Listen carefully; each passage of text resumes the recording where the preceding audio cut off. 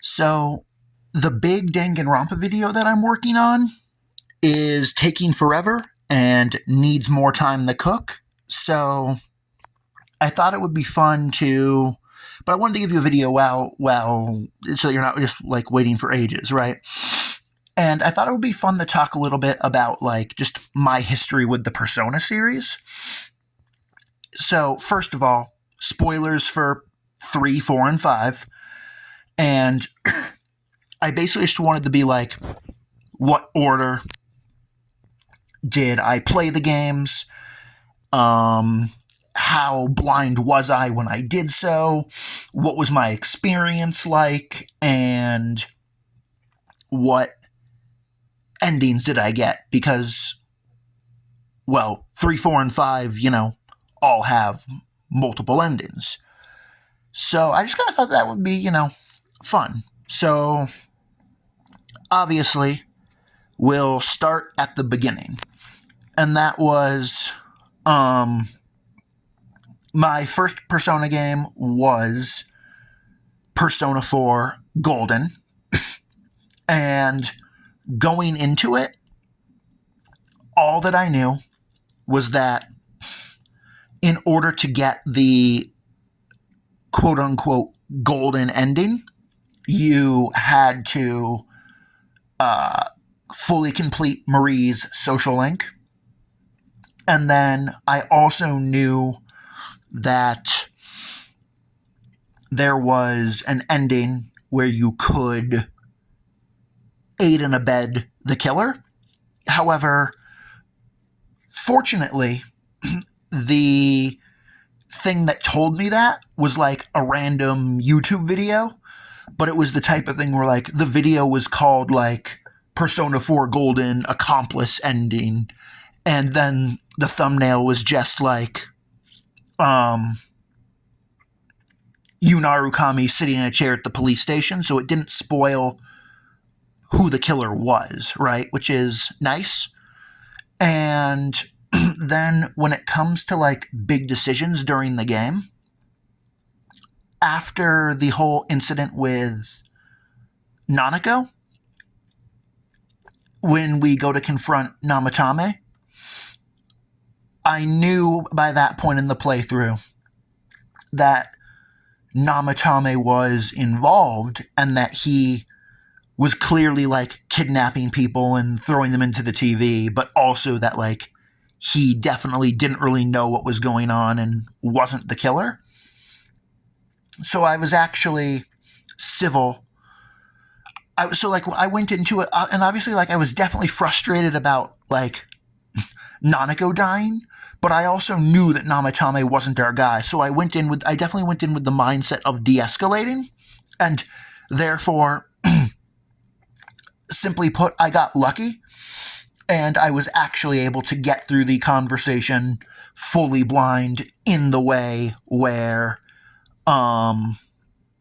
you reason with where you calm Yosuke and Namatame, and like you don't like kill him or throw him in the TV or anything. So I got to proceed, and then of course, when we were actually then interrogating him in the hospital during the day, which is basically the very next scene after that. When we were asking about the note, that's when it hit me, and I realized, oh, it has to be someone who could put the note in the house's mailbox without being suspicious, and there's no way that it's Detective Dojima, Nanako, Namatame, or a member of the investigation team. So, well, the only other person that could be that is Toru Adachi. So basically immediately after immediately after talking down Namatame is basically when I realized Adachi was the killer. And on top of that, like, even though I hadn't sussed out that it was Adachi, when we confronted Namatame, Adachi was suspicious at that point, and I knew it wasn't Namatame. And then, of course, after that, that made it so that it was easy to, like, choose Adachi as the killer when we got to that decision. And then after that, it was all smooth sailing, and we went on to the golden ending, and that was kosher. Now, next, after this, I played Persona 5 Royal. And of the 3 games, this is the one that I think is where my experience was the most interesting for the sake of a video. And, but I also feel like that this is a story where people are going to be like, how, bro? How? So, first, delicious pancakes. Now, I know that from what I've seen, this is a 50-50 thing where, like, when Morgana says he wants pancakes and Akechi's like, hell yeah, pancakes, that usually about half of the people this goes over their head, and the other half, they realize, wait, how did Akechi understand Morgana? And they, like, notice the way that the party does, right? Like, I feel like that. Now, who knows about the entire place as a whole, but at least when it comes to, like, streamers and YouTubers and Let's Players, it seems to be about 50-50 about who the... Now, for me, I'm in the category of, when it comes to breakfast, I love the traditional classic American breakfast of, like, you know, eggs, bacon, hash browns, maybe sausage, right? And then also, I feel like you can't go wrong with, like, waffles. You know, like, waffles with butter and blueberries, strawberries, banana, and, of course, maple syrup. However, pancakes suck ass. And therefore, literally, when Morgana was saying he wanted delicious pancakes, I was kind of just, like, crashing out and raging at Morgana for being a dumbass who likes pancakes. And therefore, because of that, I was, like, angry and distracted at the time. And therefore, I didn't pay any attention to what Akechi was doing. And also, of course, because this is, like, as soon as we meet Akechi, I didn't even really have a reason to be suspicious of him yet, right? So, speaking of fucking pancakes, so like, I absolutely missed Akechi being sus in that moment. However, when we enter Okumura's palace, and Akechi is, like, watching us from behind the sign, I was like, his distance from us is comparable to, like, how far away An was from us when we accidentally dragged her into Kamoshida's palace. And therefore, Akechi 100% got pulled into the palace with us. But now that we're in Okomaru's palace, he isn't, like, he's somehow hiding himself from us, and there isn't anything of, like, oh yeah, there he is in the palace with us, and then the entire time we do the palace, he's just gone. But then as soon as we defeat Okumura, the mysterious Black Mask immediately shows up to kill him. Like, that means the Black Mask was following us and was waiting for us to defeat Okumura so that they could immediately assassinate him. So at that point, that's when I caught on and realized that Akechi was the big problem. Also, another thing is, I will also admit that because of the fact that I played Persona 4 before I played Persona 5, part of me was like, there's no way in hell that they would be lazy as fuck and do the evil detective 2 games in a row. But another part of me was like, yeah, but because of Adachi, I have reason to be sus of detectives in Persona game in general, and therefore that also made it so that I didn't want to sweep my suspicions for Akechi under the rug, right? So, like, I was both convincing myself and going against myself to an extent when it comes to that. However, now we get to the really big part, and that is at the end of Sai's Palace, when we get to the scene where she's like, your accomplices, the Phantom Thieves, are, and then she just lists off the names of every single one of your party members. When that happened, I was like, yeah, she knows who all the Phantom Thieves are, because over the course of these last 90 hours of me playing the game, I've given her a detailed account of the entire game up to this point, and because of that, she knows who they all are because I've told her slowly. So, like, yes, she knows the identity of the Phantom Thieves. So, with her asking me if she's right about who they are, if I say yes, she's going to be like, yep, that's what I thought. I knew it. But if I say no, she's going to be like, bro, I know these are the Phantom Thieves. You're lying to me. And I was just thinking, like, if we want to get out of this, we need Sai on her side. So I should just be honest with her. So I told her, I was just like, yeah. So technically my first ending was the ending where just like, you tell her, and then Akechi comes in and shoots you in the head, and then the credits roll, and then the game ends. And what's funny is that when I got shot in the head, or Joker did or whatever, I was thinking like, okay, like this is going to be a fake out. And even when the credits rolled, I was like, nah, they're just fucking with us. Like they're going to roll the credits, and then after the credits will be like, psych, we're fucking with you. So after the credits, when it asked me, it was like, do you want to save? I was like, of course I want to save. Let's see the twist. But then it took me back to the main menu, and I was like, wait, what? But here's the thing. I'm not one of those people that waste save slots, wasting quotes, and just always saves in a different slot every time. No. Throughout the entirety of my Persona 5 Royal playthrough, every time I saved in slot 1. Which means when I saved after Joker got shot in the head because I thought it was a fake out, that was me saving game cleared data. And therefore, there was no going back. However, it counted as beating the game, so it unlocked New Game Plus. So I was like, okay, what the fuck do I do here? Because like I just wasn't expecting that, right? But,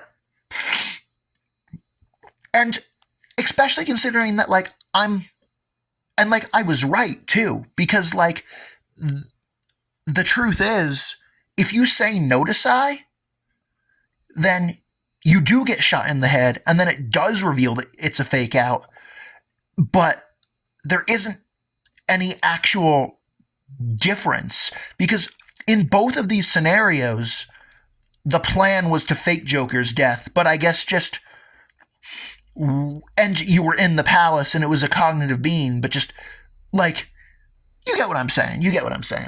At least I think you do.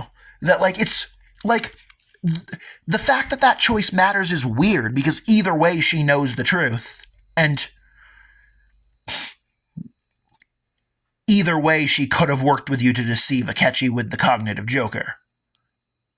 But, anyway, the point is, after I, like, saved and realized my mistake, I was like, okay, what do I do? Well, the only thing that I knew was that, like, there's no way that I want to do all that again.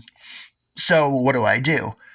But then what I ended up doing was, I started a New Game Plus, and then I was like, okay, well, I want to get back to where I was as quickly as I can, but I also want to, like, make the same decisions as much as I can, but then just pick the other option when I get to the final, that point with Sai, right? But I also was like, wait, but I don't want to retrain my personas. I don't need to retrain them because I'm in New Game Plus, but also, if I replay through 6 palaces with personas that were palace level 6 leveled, I'm going to get way too OP. So what do I do? And so what I ended up doing was I summoned Izanagi no Okami Picardo, And I just spammed myriad truths until I got back to where I was. And then I resummoned my old team of personas from the compendium. So even though I was in New Game Plus, when I got back to the end of Size Palace, my team, in terms of what personas I had and how they were all built, was all the same because I didn't use them while replaying.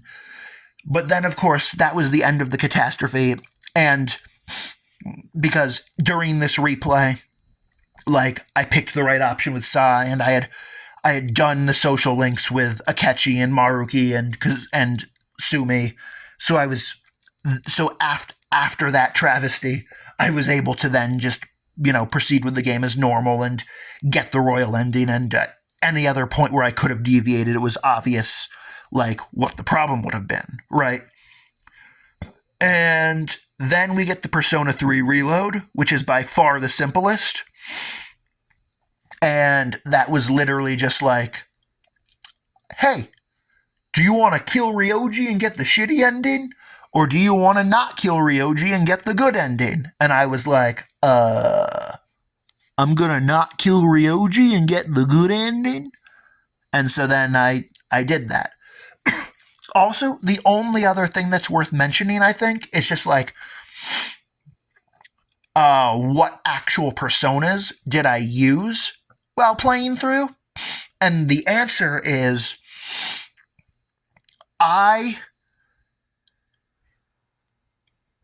did not give a fuck in any of these playthroughs about fusing, and I liked the idea of treating it like a Pokemon, where, like, I look at my monsters, I choose one that I like, and then I just make it as OP as I can. And therefore, when I played through Persona 4 Golden, fairly early on, I got a high Pixie, and then I just fully invested in her, and by the end of the game, all of her stats were 99, and she had medium magic damage for, like, every element. So it was just like, cool. Because of the fact that her stats are maxed, nobody can hurt her, and she can hurt everything, and she has every element, so she can hit anything that has a weakness with a weakness. Easy game, easy life. Then, in Persona 5 Royal, for about half the game, I was using Angel, but then I ended up getting rid of her for Succubus. However, considering that Persona 5 Royal is by far the easiest of the three most recent Persona games, I didn't even have to rely on Joker very much, and that the gameplay loop of 5 Royal really kind of was just as simple as, like, have Ryuji use lightning attacks. Then, if they get paralyzed, Makoto punches him. And have An use fire attacks, and if the enemy gets burned, then have Makoto use nuclear. And, like, that just kind of kills everything, because not only are fire and lightning both pretty common weaknesses in that game, but, like, if you get a status condition and use a nuclear technical, it just kind of kills everything. Like, right? And then in Persona 3 Reload, I was considering just doing high Pixie again, because if it ain't broke, don't fix it. But then I ended up changing my mind and going with Jack Frost, because it's like, he's the level 1 mascot, we all know him, we all love him, and, I hadn't used him. And just to be clear, like, I did fuse Jack-o'-lantern and King Frost and Black Frost. So I did have all of their theurgies, but I just used regular old Jack Frost for everything, and every now and then I'd whip out a Jack Bros theurgy, but like it really was just as simple in Reload as like I had a regular old Jack Frost. So basically, let me go the other way around. So in Reload, it really was as simple as like my party was Yukari, Mitsuru, and Aius. So it's like, yep, wind, ice, physical, healing. Cool. And then on Jack Frost, I literally had ice, of course, because he's Jack Frost. But then I taught him a fire skill, I taught him a lightning skill, and then that was good enough. Like, sure, this did mean I didn't really have light or dark, but like, you don't really need light or dark in Reload. Like, it was fine. And Jack Frost got the job done. And then also another thing is that because of the fact that, you know, the Jack-o'-lantern and Jack Frost theurgy is like, it hits all foes for medium almighty damage, and then unless they're immune to knockdown, it knocks them down. And then because everyone's knocked down, you get an all-out attack. It really was just like, okay, if the enemy is weak to wind, Yukari. If they're weak to physical, Aius. If they're weak to ice, Mitsuru. Then if they're weak to fire or lightning, Jack Frost has a skill for it. And then if they're weak to light or dark or have no weakness, then I just use the Jack Bros theurgy to knock them on their ass and hit them with an all-out attack. And then also, like, Mitsuru can freeze them and Aius can crit them because, yeah. And I think that's about it. Thanks for watching if you made it this far. If you liked the video, give it a like. If you didn't like the video, you aren't seeing this. And